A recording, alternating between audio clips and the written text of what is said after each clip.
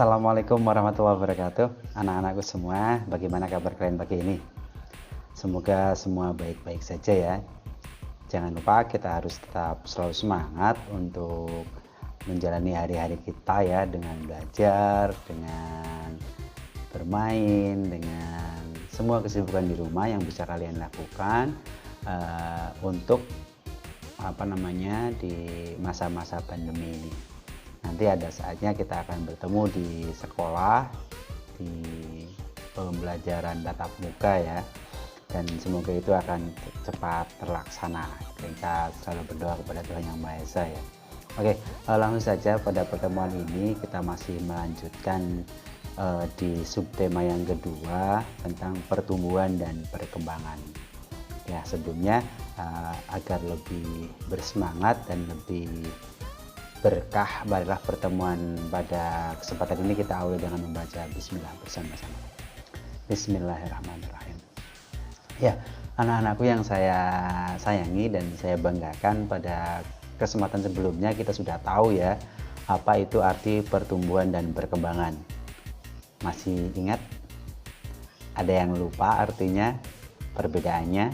Ya, kalau pertumbuhan itu adalah bertambahnya berat dan atau tinggi, jadi perubahan fisik ya. Sedangkan kalau kemampuan itu adalah perubahan, kalau perkembangan itu adalah perubahan kemampuan. Jadi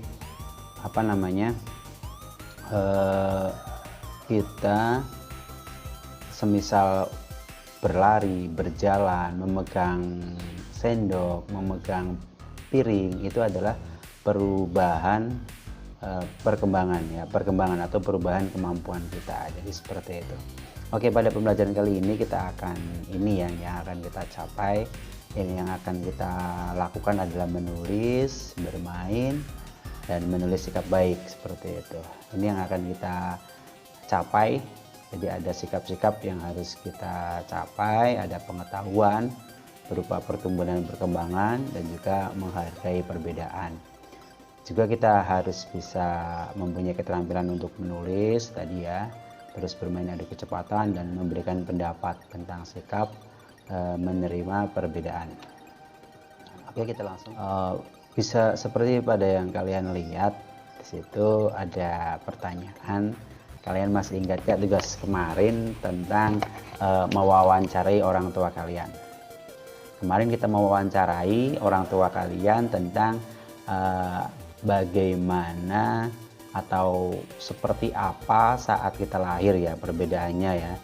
Jadi pada saat lahir kita itu tingginya berapa, beratnya berapa, dan lain-lain, seperti yang kalian buat soalnya sendiri-sendiri ya. Kemudian kalian sudah meminta jawabannya. Lah pada kesempatan ini kalian diminta untuk membuat sebuah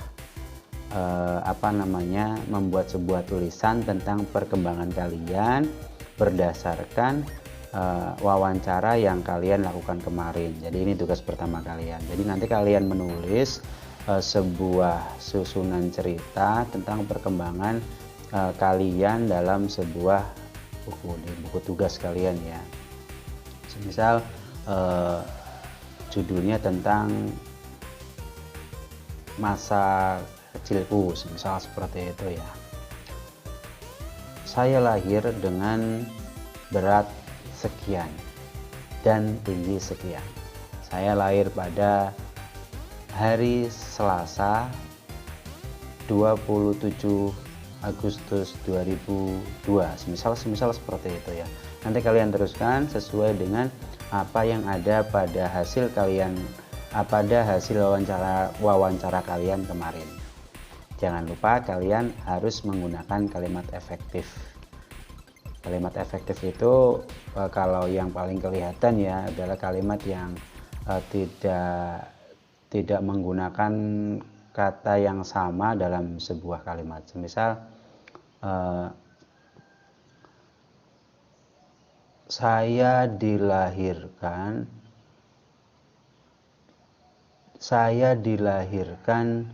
dengan berat mencapai seperti itu, dengan berat mencapai 5 kilogram seperti itu. Jadi mencapainya nggak usah, cukup saya dilahirkan dengan berat 5 kilogram seperti itu.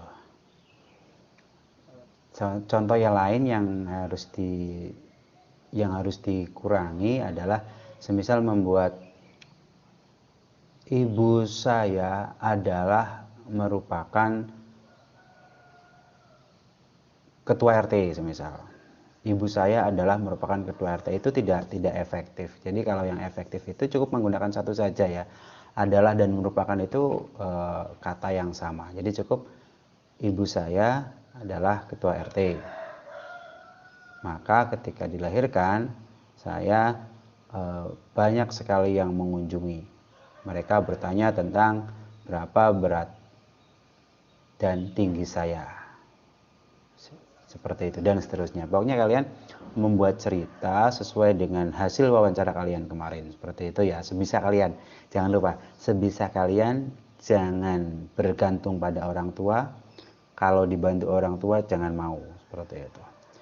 Yang belajar, yang sedang yang sedang ingin mengalami perkembangan itu adalah kita, bukan orang tua kita ya. Yang sedang sekolah itu kita.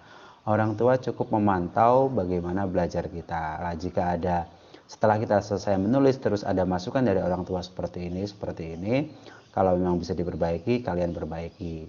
Kalau kalian merasa cukup, ya sudah nggak apa-apa. Yang jelas kita harus mau mandiri dan melaksanakan semua tugas kita sesuai dengan kemampuan kita masing-masing ya. Jadi tidak bergantung pada orang lain. Oke, selanjutnya bisa kalian lihat ini adalah kertas tugas tadi ya. Jadi kalian tulis di kertas ini kalau dalam buku ya. Tapi kalian tetap nulisnya dalam buku tugas. Oke, kita lanjutkan.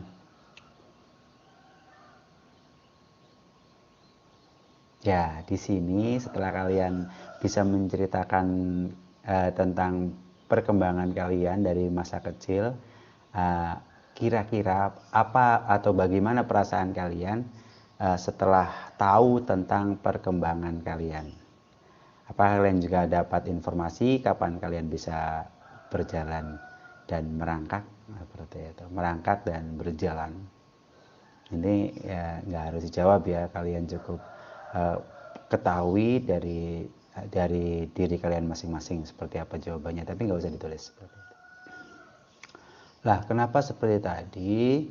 Karena, ini ya, kita merangkak itu pada umur berapa, kita sudah tahu lah. Sekarang kita akan mencoba untuk mengadu kecepatan kita dalam merangkak dan berlari dengan teman-teman.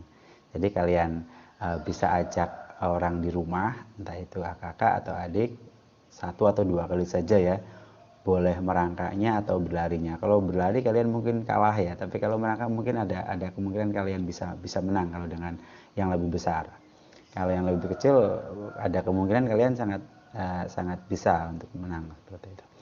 Ya tapi itu nggak penting, menang atau kalah itu nggak penting. Yang penting kalian bisa bersenang-senang dengan bermain adu kecepatan ini, yang tentunya ini juga adalah tentunya ini adalah olahraga. Seperti itu. Jadi kalian kalian cari orang yang ada di rumah atau tetangga yang sekiranya aman karena masa pandemi ini ya. Kalian ajak mereka untuk adu kecepatan dalam merangkak. Kalau ada yang mau 2 atau 3 orang, kalian buat garis start, garis mulai ya, terus juga garis finish. Jadi kalian setelah nanti boleh kalian hitung sendiri atau ada wasitnya.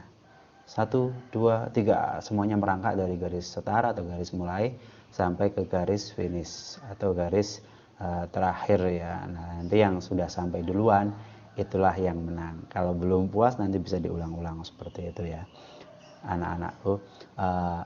Oke, kita lanjut. Nah, setelah kalian bisa merasakan bagaimana enaknya adu kecepatan, kalian mungkin akan sadar jadi bahwa pertumbuhan dan perkembangan itu dipengaruhi oleh makanan, kebiasaan olahraga, dan faktor yang diturunkan oleh orang tua.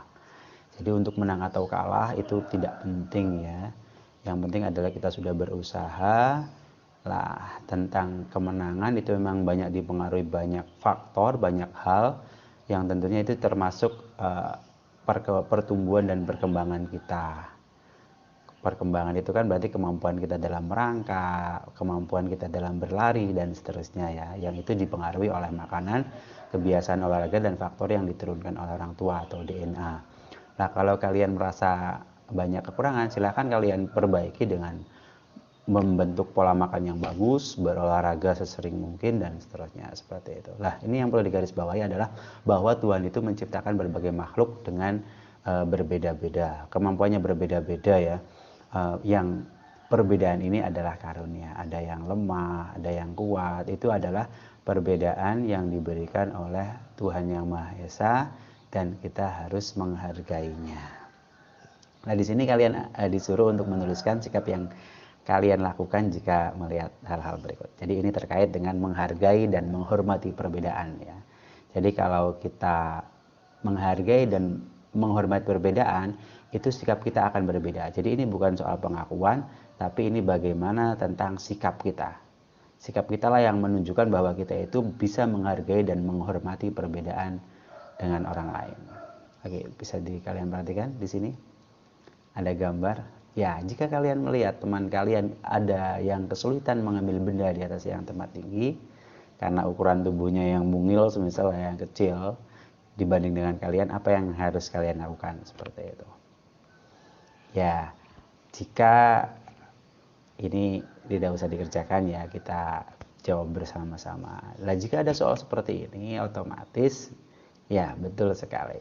Yang harus kita lakukan adalah membantunya. Jangan sampai kita malah mengoloknya, cah cilik ora tekan, seperti itu. Tidak boleh seperti itu. Yang harus kita lakukan adalah membantunya mengambilkan dan memberinya semangat untuk lebih rajin berolahraga, menjaga pola makan, seperti itu. Dan kita nggak usah mengungkit-ungkit tentang postur tubuhnya yang kecil, seperti itu ya. Yang jelas kita harus membantunya sebagai bentuk menghargai dan menghormati perbedaan, seperti itu. Nah, ini yang harus kalian selesaikan. Kalian cukup pilih salah satu ya. Jadi ini tugas yang kedua. Kalian pilih salah satu dari gambar ini mana yang bisa kalian selesaikan. Boleh gambar atas, boleh gambar bawah. Jika melihat teman kesulitan membawa barang yang atas itu ya, apa yang kalian lakukan? Yang kalau bawah kesulitan mengikuti gerakan tari, apa yang harus kalian lakukan? Sikap apa yang bisa kalian lakukan? Seperti itu. Kalian cukup milih salah satu. Ini dikerjakan juga di buku tugas. Ini tugas yang kedua. Oke, kita ke selanjutnya.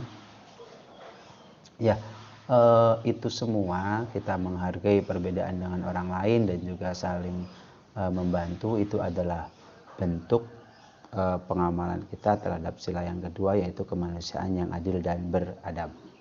Sila kedua yang berbunyi kemanusiaan yang adil dan beradab itu bersimbol rantai.